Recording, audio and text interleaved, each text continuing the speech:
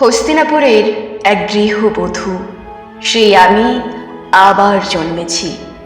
ভারতবর্ষের দিকে যে মেয়েটি এই প্রশ্ন ছুড়ে দিয়েছিল, স্ত্রীকে পণ রাখবার অধিকার কে দিল স্বামীকে, তার মতো প্রতিবাদী হাজার বছর ধরে কখনো দেখেছ? সেদিন নেশাগ্রস্ত রাজা যুধিষ্ঠির ভারত কাঁপানো গলায় সেই কুপ্রস্তাব পেশ করলেন, যিনি নন অতিক্ষর বা অতিকৃষ্ণা কেশা বা রক্তাব পদ্ম পলাশ্চ, সেই নারী দ্রৌপদীকে পণ রাখলাম। পৃথিবী তখনও কিন্তু ধ্বংস হয়ে যায়নি মানুষ।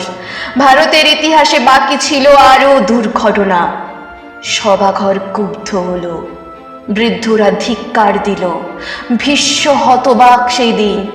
আপনারা জানেন, বিদুর ও গুরু দ্রোণাচার্য দু হাত মাথায় দিয়ে চুপচাপ মোহগ্রস্ত বসে রইলেন। খুশি গোপন না করে ধৃতরাষ্ট্র বললেন, কে কে জিতল, কে? পিনপতনের শব্দ শোনা যায়। সভাঘর এমন নীরব, দুই পক্ষ উদ্গ্রীব। শকুনির পাশা বলে উঠল, জিতেছি।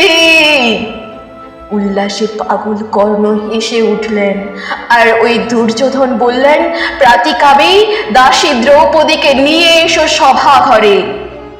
আমার প্রথম স্বামী অধমুখ, দ্বিতীয়ের অবরুদ্ধ ক্রোধ শান্ত করেন তৃতীয়। ফাল্গুনী, তুমিও এত ক্লীব ছিলে হায়? আমি প্রশ্ন পাঠালাম, প্রাতিকামী, জেনে এসো প্রাজ্ঞদের থেকে, নিজেকে না দ্রৌপদীকে ধর্মরাজ কোন বাজি আগে হেরেছেন? উত্তর এলো না কোনো। পরিবর্তে ধর্মরাজ বলে পাঠালেন, রজস্বলা এক বস্ত্রা, কাঁদতে কাঁদতে তুমি শ্বশুরের সামনে দাঁড়াও। টেনে ধরলেন চুল দুঃশাসন এসে, সেই মেঘ বর্ণ চুল যেখানে ফাল্গুনী তুমি মুখ গুজে শুয়েছিলে নরম নিশীথে। কন্দর্প নিন্দিত কান্তি ভীমসেন এই চুলেই খেলা করতেন। এই চুলের সুগন্ধে স্নায়ু শান্ত রাখতেন রাজা যুধিষ্ঠির। মাতৃহারা সহদেব এবং নকুল এই চুলের রহস্যে ভুলে থাকতেন শোক। স্বয়ং জননী কুন্তী এই চুলে খোপা বানাতেন। দুঃশাসন সেই চুল টানতে টানতে এনে প্রকাশ্য সভায় দাঁড় করালেন এক অসুজম্পস্য মহিষীকে। তোমরা পুরুষজন বাঁ হাতে নারীকে ঠেলে অন্দরে পাঠাও, ডান হাতে তোমরা এই গা থেকে কাপড় টেনে খুলে না উন্মুক্ত বাজারে। তোমরাই বিধান দাও, তোমরাই বোবা হয়ে থাকো। পুরুষে পুরুষে যুদ্ধ, প্রতিশোধ রমণীর শীলতা হানিতে। স্খলিত বসনে সবার ঢেকে গেল, দ্রৌপদীর শাড়ি খুলল না। তন্তুর কৌশলে আমি প্রমুক্ত কৌরব ঘরে লজ্জা রাখলাম। ওরে দুঃশাসন শোন, শত দেবতাও এসে তোকে বাঁচাবে না। মহাযুদ্ধে পাণ্ডবেরা প্রতিশোধ নেবে এই দারুণ লজ্জার।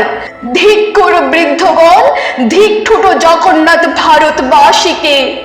আপনারাও চুপচাপ বসে দেখলেন এই অধর্মের জয়। শাড়ি শাড়ি আর শাড়ি, রেশমের 7 রঙে ঢেকে গেল কৌরবের সভা, তবু গিট খুলল না। লজ্জাক বস্ত্রটুকু তবু থেকে গেল দুঃস্বপ্ন শরীরে। শরীর দুঃস্বপ্ন কেন? লেলিহানে শরীর ছুতে চেয়ে পুড়ে গেছে নগর বন্দর। এই মুখ চুম্বকের মতো টেনে এনেছিল নদীর তীরে অসংখ্য তরুণী। আমার মতোই এক অভিশপ্ত রূপসী, না আমি স্বয়ং? কে যেন আমার মুখ দেখে বলেছিল, থেমে থাকা ইতিহাস। আমার সৌন্দর্য দেখে অন্য সব নারীদের বানরই লাগছে। কে বলেছে? বলেছিল জয়দ্রথ বনবাসে তাড়া করে এসে, হে পুরুষ, রূপ দেখলেই কেন হাতের মুঠোয় চাও জ্যান্ত মানবীকে? না পেলে তারই শাড়ি টেনে ধরে অশ্লীল হাসিতে তার মুখ কালো করে দিতে চাও? বলো, দ্রৌপদীর বহুপতি বেশ্যা? অতএব আমি যদি বেশ্যা হই, তুমিও পুরুষ বেশ্যা কর্ণ মহামতি। তোমারও শয্যায় আসে বহু পত্নী, বিবিধ স্ত্রীলোক। তুমি যে নিয়মে চলো, সেই নিয়মের অধিকার আমারও থাকুক।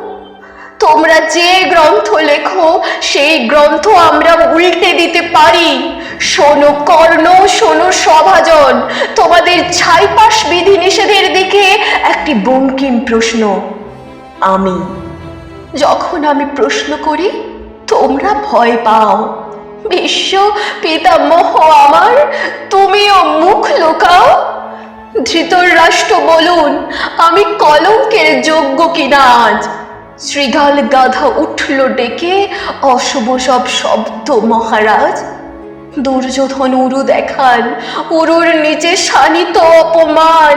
হতচেতন যুধিষ্ঠির বোঝে না তো কিছুই মহাপ্রাণ। ঝড়ের মতো ফুঁসে ওঠেন একাই ভীমসেন, অর্জুনের আঙুল তাকে শান্ত রেখেছেন। এত সকল কাণ্ড শেষে ধৃতরাষ্ট্র আসরে নামলেন। বলেন তিনি, কৃষ্ণা, তুমি কি বর চাও বলো। তারপর আমি দুটি মাত্র বর চাইলাম। প্রথম, হে পিতা, যদি প্রসন্ন থাকেন তো এই বর দিন যে সর্বধর্মচারী যুধিষ্ঠির যেন দাসত্ব থেকে মুক্ত হন। দ্বিতীয় বর, দাসত্ব মুক্ত হোক বীর শ্রেষ্ঠ ভীমসেন, অর্জুন, নকুল ও সহদেব। বর চেয়েছিলাম করজোড়ে, দাঁতে দাঁত চেপে। যুধিষ্ঠিরের ধর্ম আর অর্জুনের গান্ডীব্যের প্রতি আমার সমস্ত সন্দেহ অপ্রকাশিত রেখে, বিশ্ববন্দিত স্বামীদের প্রতি আমার ক্রোধ ও সন্দেহ তো প্রকাশ করা যাবে না। সভাজনের কাছে তারা হাস্যাস্পদ হবে। ধৃতরাষ্ট্র দ্বিতীয় বর নিতে অনুরোধ করলেন। আমি নিলাম না, কারণ হে সভাজন, লোভে ধর্ম নাশ হয়। বৈশ্য 1 বর, ক্ষত্রিয়ানি 2 বর, রাজা 3 বর এবং ব্রাহ্মণ 100 বর নিতে পারেন। আপনাদের মহাগ্রন্থে এই বিধান আছে যে রাজ্যপাট যুধিষ্ঠির নিজ দোষে হারিয়েছেন, আমি তৃতীয় বর চেয়ে সেই রাজ্য ফেরাতে চাইব না। রাজ্য উদ্ধার করবেন আমার পৌরুষবর্গ স্বামীরা।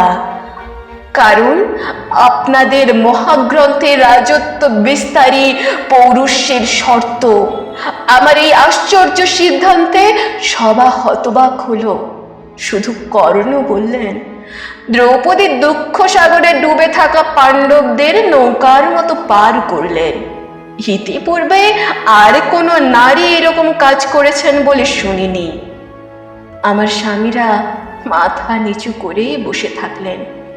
এছাড়া আর কি বা করতে পারতাম আমি? অনেক পরে আমার ক্রোধ বিস্ফারিত হলো। সেদিন বনমাসের ঘরে কৃষ্ণ এসে সামনে দাঁড়ালেন। কৃষ্ণ, তুমি এসেছো?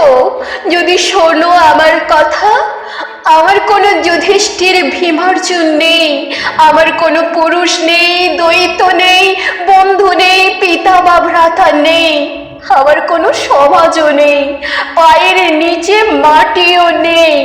মধুসূদন, তুমিও নেই, তুমিও পাশে ছিলে না সেদিন। আমাকে যারা শোণিতময় দেখেও হেসেছিল, আমাকে যারা কুলস হাতে স্পর্শ করেছিল, এখনো তারা পৃথিবী জুড়ে দাপটে বেঁচে আছে।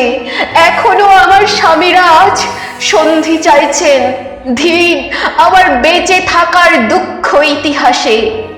তারপর পদ্মকোষের মতো 2 হাতে মুখ ঢেকে আমাকে কাঁদতে দেখে কৃষ্ণ বললেন, ভাবিনি তুমি যাদের উপর ক্রুদ্ধ হয়েছ তারা ধ্বংস হবে অর্জুনেশ্বরে, আচ্ছন্ন হয়ে মাটিতে শোবে।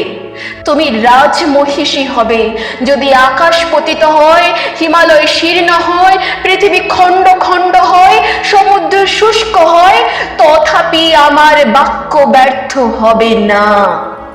আমার অপমানের ক্ষতে সেই প্রথম মলম পড়েছিল, আমার মরুভূমির বালি সেই প্রথম অশ্রু শিখেছিল। কৃষ্ণ, তুমি আমার মনে সেই প্রথম বন্ধু হয়েছিলে। সেই প্রথম ভারত ভূমি তোমার পায়ে প্রণাম করেছিল।